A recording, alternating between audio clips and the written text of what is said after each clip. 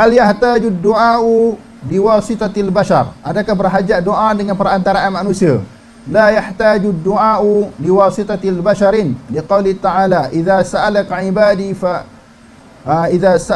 ibadi anni fa inni qarib. Adakah bila seseorang nak berdoa kepada Allah perlu perantaraan manusia? Allah Ta'ala kata tak perlu.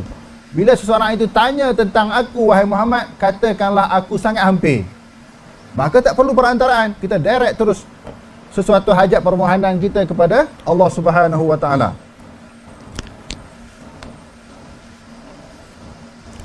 Wa qaluhu sallallahu alaihi wasallam, innakum tad'una sami'an qariba wa huwa ma'akum. Sesungguhnya kamu berdoa yang mendengar lagi hampir dan dia berserta dengan kamu, yakni berserta dengan ilmu, bukan zat Allah. Ini ada satu cerita tuan-tuan. Berkenaan dengan hadis ni ada cerita dia. Sahabat ini ada di kalangan sahabat doa kepada Allah Ta'ala kuat-kuat.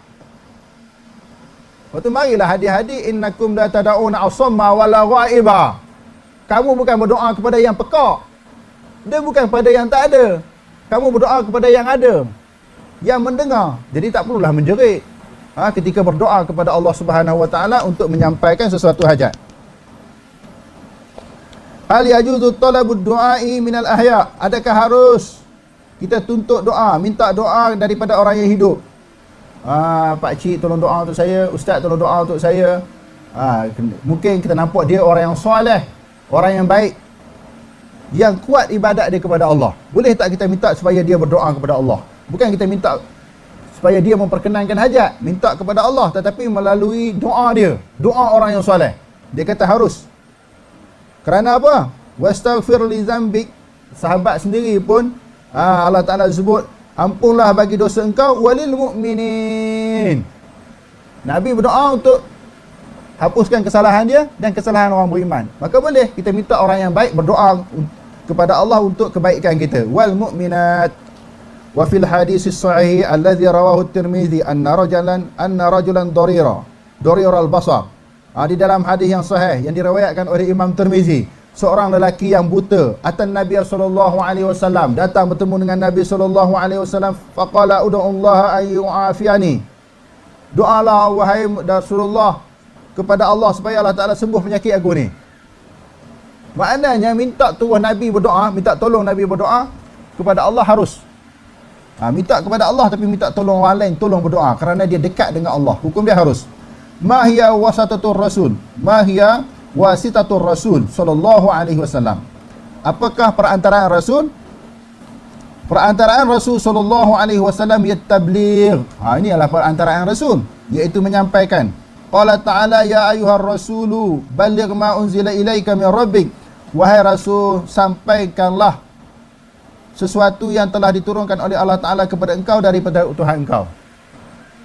Maknanya apa tuan-tuan? Wasilah dengan Rasul ini, wasilah apa? Bukan Rasulullah memperkenankan hajat. Perantaraan Rasul ini, dia adalah menyampaikan agama Allah. Itulah wasilah dengan Rasul. Bukan dia menyampaikan sesuatu hajat, memperkenankan sesuatu hajat. Menyampaikan, memperkenankan sesuatu hajat adalah Allah Subhanahu wa Ta'ala. Allahumma syahad, ya Allah saksikanlah. Sebagai jawapan pertanyaan sahabat, nashhadu annaka qad ballaghta. Kami bersaksi bahawasanya engkau telah menyampaikan. Maknanya Nabi hanya menyampaikan, memperkenankan doa, permohonan, permintaan adalah Allah Subhanahu wa Ta'ala. Mimman natlubu syafa'atar Rasul. Daripada siapakah kita menuntut syafaat Rasul? Natlubu syafa'atar Rasuli minallah. Bukan minta kepada Nabi. Syafaat Nabi ini kita minta kepada Allah. Nabi ini dia boleh bagi syafaat kecil, syafaat besar. Syafaat besar ni apa dia? Itu yang termasuk di dalam doa, di dalam apa dia tu, dalam Quran tu. Dan dalam doa azan. Wa minal laili fatahajjad bihi nafilatan lak asa an yab'athaka rabbuka maqaman mahmuda. Para ulama mentafsirkan maqaman mahmuda ini syafaatul kubra. Syafaat yang besar di negeri akhirat untuk mempercepatkan hisab. Minta syafaat Nabi bukan kepada Nabi, tetapi kepada Allah Subhanahu wa Ta'ala. Qul lillahi syafa'atu jami'ah. Katakanlah bagi Allah lah syafaat keseluruhannya. Wa 'allama sallallahu alaihi wasallam sahabiyya an yaqula Allahumma syaffi'hu fiyya.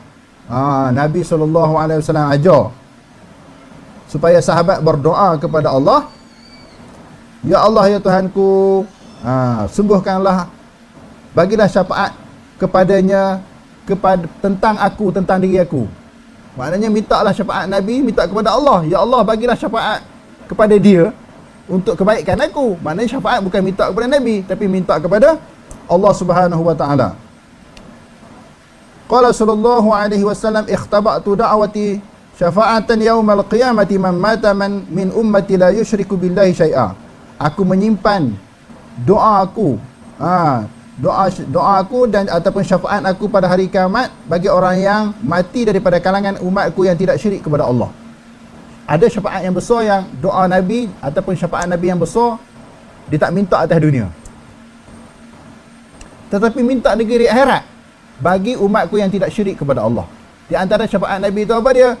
Boleh mengeluarkan orang yang tak syirik kepada Allah yang duduk dalam neraka tu keluar daripada neraka masuk syurga, dan juga boleh mempercepatkan hisab. Dia minta kepada Allah Ta'ala supaya mempercepatkan hisab.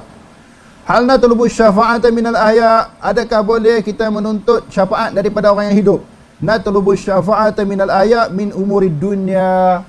Boleh minta kepada manusia, pertolongan kepada manusia di dalam urusan dunia, urusan akhirat kena minta kepada Allah. Qala Allah Ta'ala, man yashfa' syafa'atan, barang siapa yang memberi syafaat dengan sesuatu syafaat. Syafaat apa makna? Pertolongan. Barang siapa yang memberi sesuatu syafaat yang baik, pertolongan yang baik. Syafaat yang baik apa makna? Pertolongan yang baik. Yakun lahu nasibun minha, dia akan memperolehi pahala daripada syafaatnya, daripada pertolongannya. Wa man yashfa' syafa'atan sayyi'atan yakun lahu kiflun minha. Barang siapa memberi pertolongan kejahatan, maka dia akan mendapat bahagian daripada dosa. Ishfa'u tu'jaru, hendaklah kamu memberi pertolongan, nescaya kamu diberi ganjaran pahala.